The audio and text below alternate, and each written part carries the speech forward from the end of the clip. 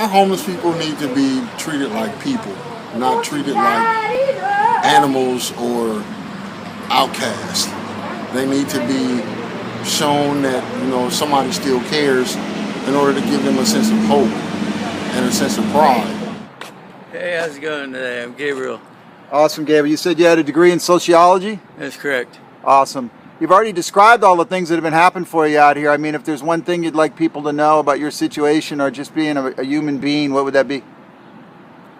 I want all of y'all to know, the homeless especially, stop robbing each other. You can only survive if you're kind to one another. Stop being bush pirates. What's a homeless guy got? He's got a bag full of trinkets that are very meaningful to him. That's all. He's not got that $1 million coin stuffed up and lost in his backpack somewhere. Hi, my name's Ashley, and me and my husband Brian and our dog Sativa. We're homeless. We've been homeless for off and on for a couple of years, but really homeless for the past 9 months because my mom died. And I'm actually in the process of trying to sue the hospital right now because it's their fault for killing her. This is Uncle Buckeye. He gave me such a warm welcome. Tell us a little bit about yourself, sir, and what your situation is here in Chico. Yes, this is Uncle Buckeye. Though I'm from Defiance, Ohio, the Buckeye State. Hoo-wee! And I was 52 years old, going on 26. And I've been homeless since I lost my home back in Ohio, the Buckeye State. But everybody calls me Rick. But I don't like the name of Rick because that brings me bad memories of Ohio, which they mistreated me. So I belong to Jesus. So this is your dream house someday? Yep, pink dream house. Where do you live now? On the streets. We need somebody to stand by us because everyone looks at us and downgrades us because we're not like them. We don't have to be like them, We're our own people. Even though we ain't succeeded in life like other people have, they don't need to downgrade us for what we've done to put ourselves on the street. Hey, you. Yeah, it's me. What's going on with you? For I'm still me. I'm with you every day. I'm with you when you pray. I'm with you when you're happy or sad. And yes, I'm even with you when you're mad. So you know that you can always turn to me, for I'll always be there for you. Well, what did you think about that, Billy, listening to yourself? Well, it was a wonderful feeling and it teared me up because sometimes I make wrong mistakes and do stupid things, but I always turn to the Lord because He's there for me. Billy.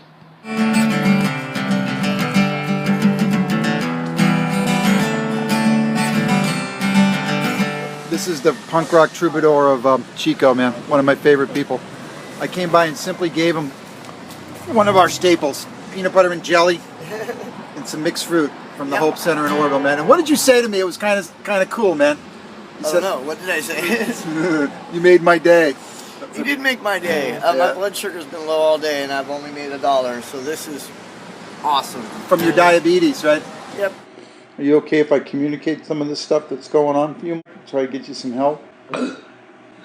There's no help to be gotten. Huh? There's no help to be had. I can try, man. I think more people understand what you're going through, man. Because you said something earlier that no one cares. I care. I can't speak for anyone else but myself, but I can tell you I care. Yeah, pretty much. I mean, I've been here 2 years. Only you're the second person that's ever said coming out of the cold. The rich man goes to college, got the poor man go to work. blood sugar want nothing, drink of wine, no man wants a vote. Well, I don't ask for nothing, man, but I will take another dose. Cause I ain't asked nobody for nothing if I can't get it on my own. Hell no, if you don't like the way I'm living, you can leave these stubborn country kids alone. Oh well, yes I.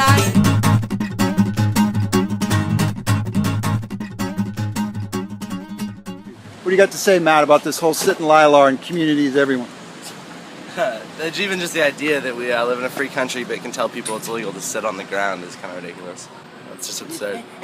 It is absurd. There's absurdity there. Definitely. If you had one thing you'd like people to know about Matt's love for people that are down and out and just being part of the community, what would that be?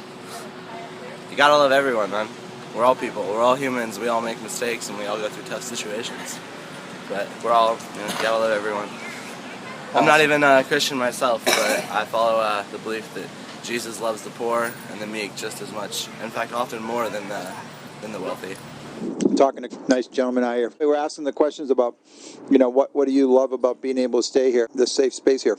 I like the fact that we got a place to stay, good people to meet, people like us to get along, we help each other out, keep the place clean, we clean up after each other, we don't make a mess, we feed each other, have barbecues sometimes, we feed each other, we look after one another, make sure we're safe, and we like this place. It's a place called home for now. Thank you. I've had people come up and say, you would never survive. The streets are just too mean for you. And maybe they're right. You run across some really, really, really good people. You see a lot of struggle, you see a lot of suffering. And, we all think we've struggled through our lives until, there's nothing more hard than being homeless. Nothing. Go to the mission tonight? Yeah. And get out of this cold? Yeah. All right. God bless you, man. A lot of people stop and ask me questions, and they give me some money, food. Mm-hmm. What about the other people? What do they do? The other people that aren't so nice? Oh, like you, not maybe 10%. People that stop, say, how you doing? No. I tell them the right thing. I'm hungry, I got no place to sleep, and I have to sleep outside.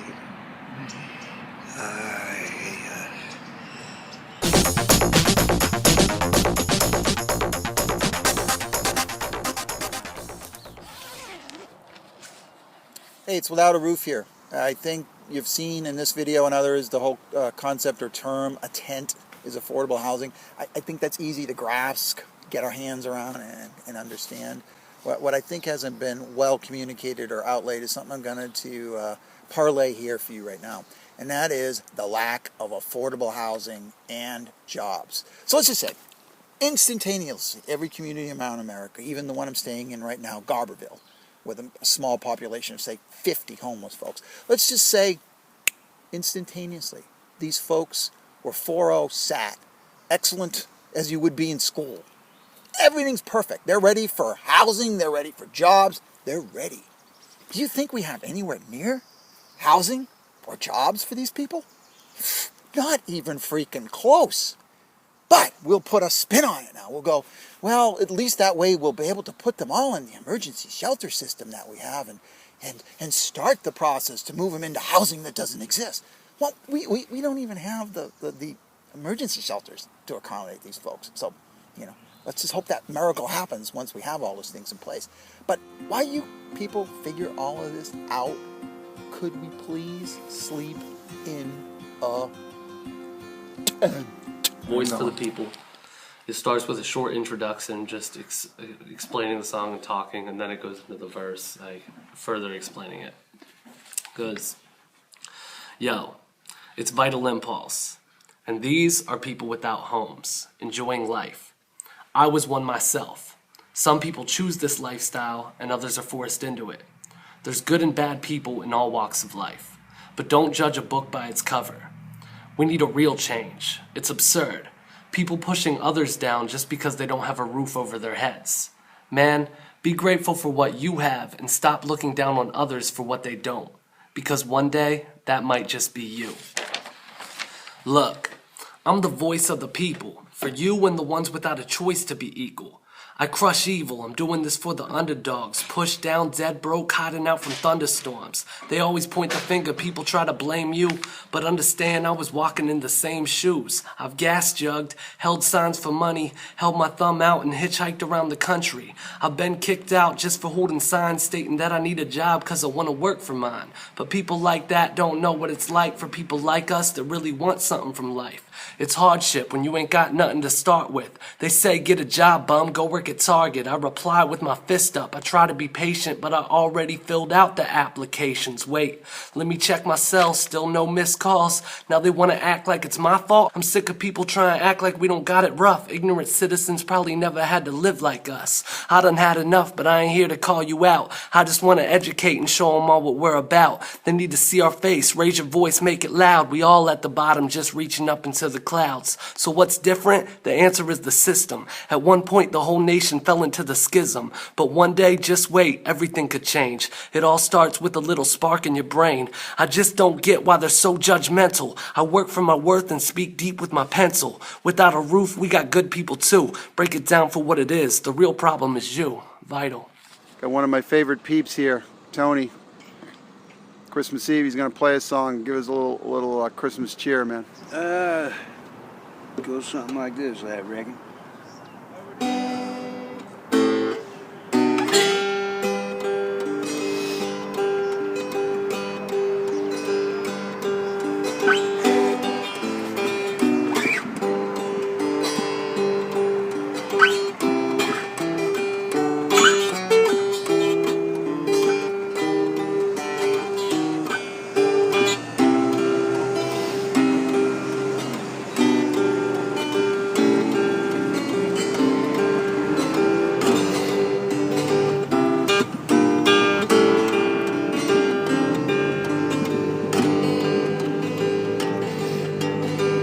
Blackbirds singing in the dead of night.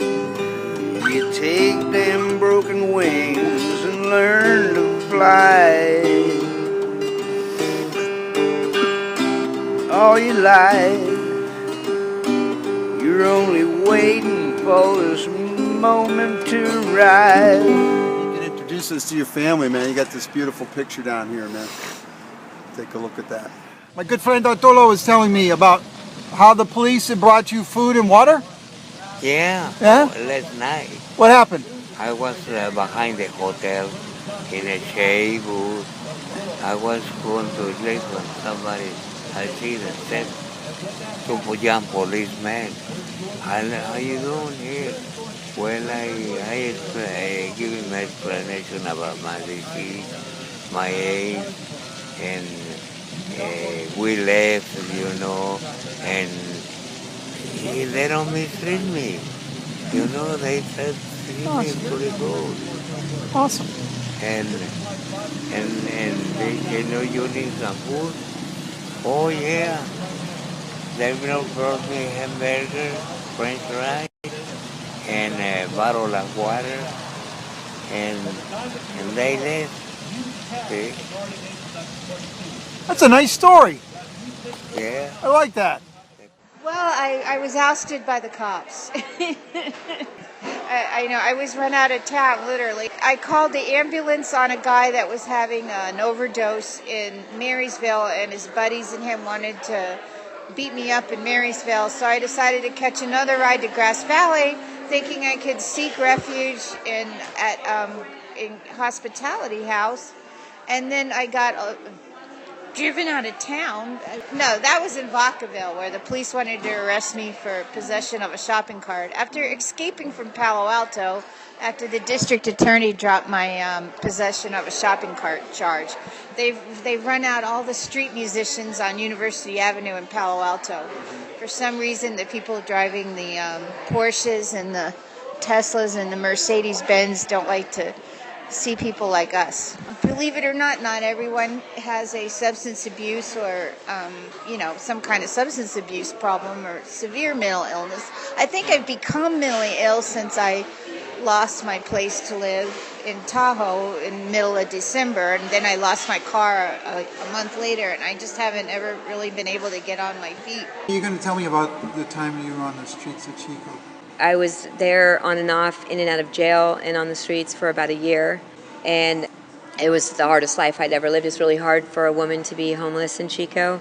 I was unable to go into any of the shelters because I was on heroin really bad, and I found out really quickly where to stay and where not to stay. I was sexually assaulted in downtown Chico and some pretty close encounters in Bidwell Park. It's just not a place to be after dark. Actually, in the daytime even, people find out real quick that you're alone, you know?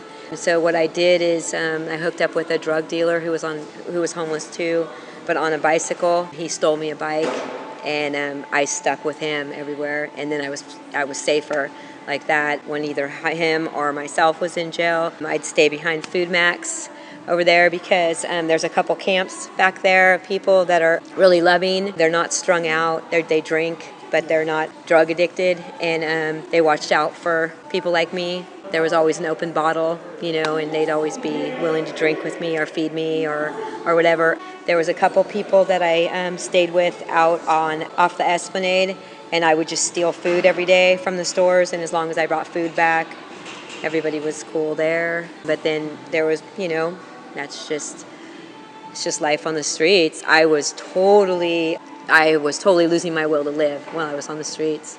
In fact, the last time I was in jail, when I was loaded, I begged them not to release me. They kept picking me up and then releasing me for whatever, you know, reason. Yeah. I begged them not to let me. I said I had nowhere to go. I had been arrested with no shoes on. It was evening already, and I begged them. I said I didn't have anywhere to go. I didn't want to go. I'd rather have stayed in jail because at least I was eating and sleeping. And I remember all the girls from the pod like embraced me and said, "Just get into a program. Just go to a program." I said, I don't even know where a program is. You know, I just didn't know where to go. So I got my bus ticket from jail and got right off downtown Chico and just did what I knew how to do. You see, I like you, let me free. Sitting down, having a beer. I don't have to be.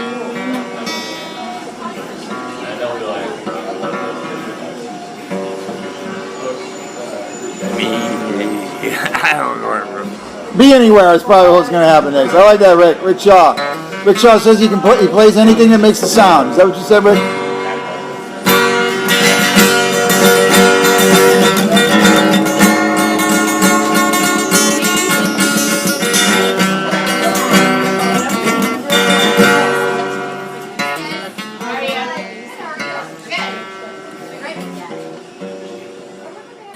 What up, John? What did we just see here? Okay, so we saw this cop, right? And he was all like telling this homeless lady, hey, you gotta move you in your cart because you can't be sitting here after you ate your meal.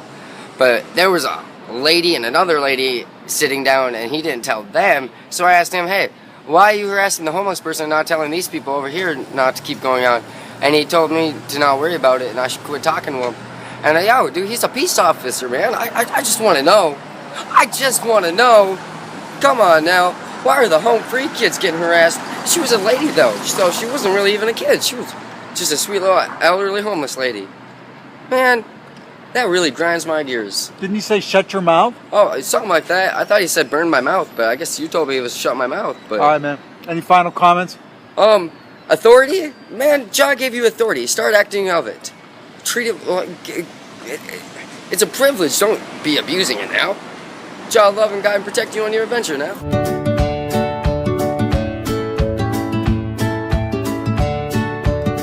On the streets. I don't have to be this way, but I chose to live like this to get my freedom. I came from Orville and got beat up, got my purse mugged and everything. I just love living like this right now. I love my freedom. So you're saying you're out here because this is your best choice that you have is to sleep out here. I mean, if you could come up with your dream place where you would stay, where no one would bother you, so you had like a whole sandbox, where would you live? If I had my dream place, I would have a house in Iowa. You know what else I tell people when they try to say people are homeless by choice? Next time someone says that, I go, well, how come it's only poor people that make that choice? God bless you, Janet. God bless you too, sweet. Billy just watched this video. He's a little Smile. teary-eyed, man. Smile. How you doing, man? I'm doing well.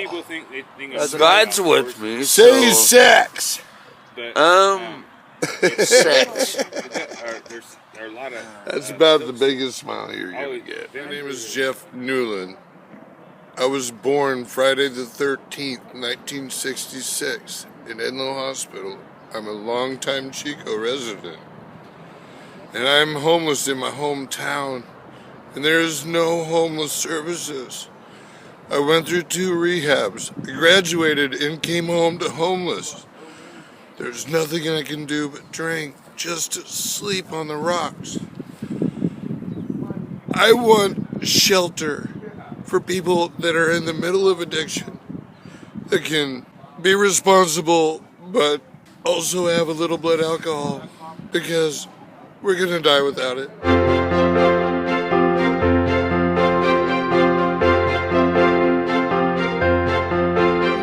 All right, this is the wonderful Catherine. She told me she's a cruiser, a long-time cruiser in her wheels here. Yes, it is. Yeah.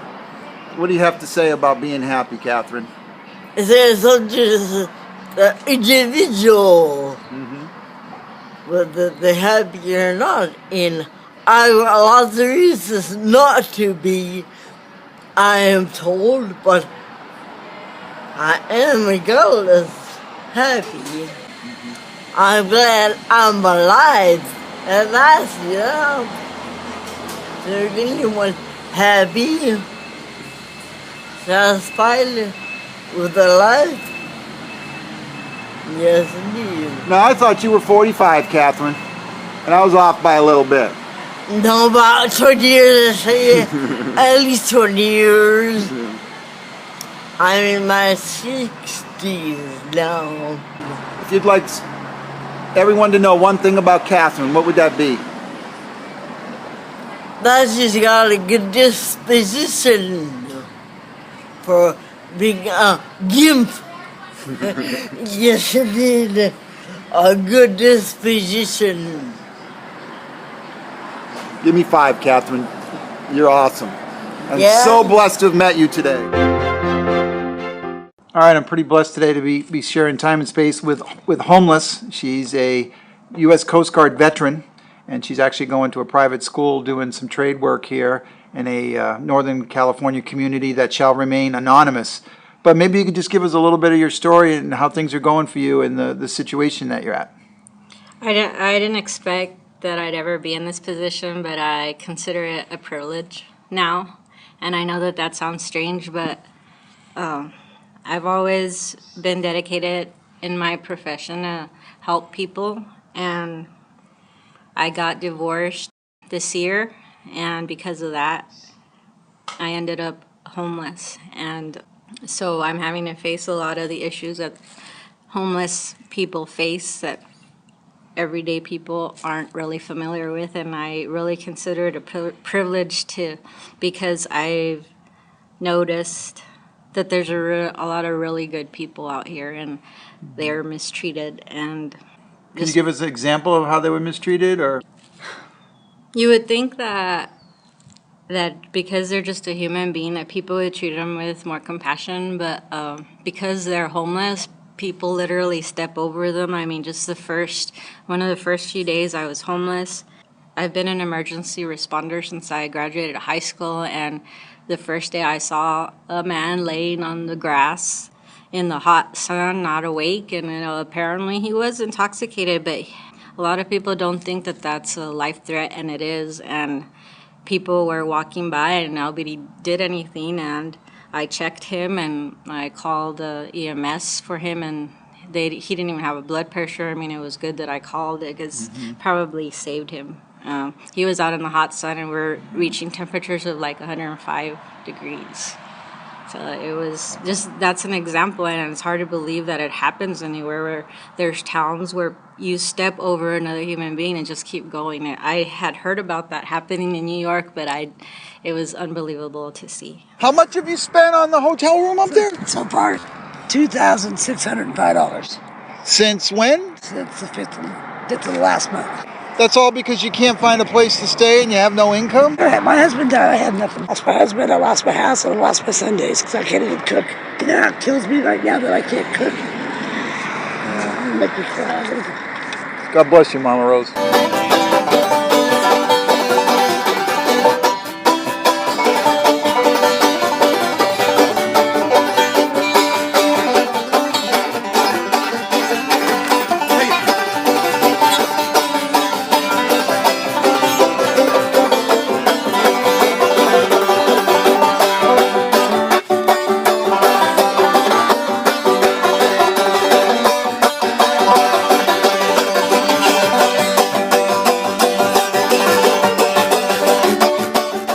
So let's do the Lord's Prayer.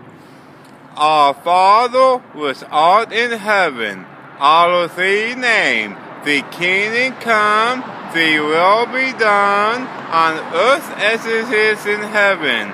Give us this day our daily bread, and forgive us our debts as we forgive our debtors.